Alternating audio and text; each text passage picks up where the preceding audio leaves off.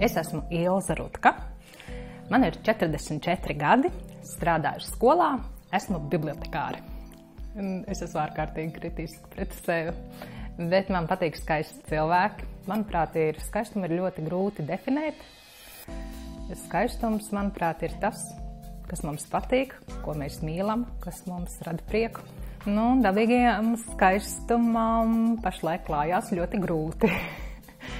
Jo mākslīgais skaistums uzlūn no visām malām. Manuprāt, tāda pašironija un sevis pieņemšana ir pirmais, kas palīdz dzīvot. Piemēram, es vienmēr esmu smaidījusi un teikusi, ka visām izcilām aktrisēm ir bijuši skaisti gari deguni, jo pa gabalu viņas var pamanīt.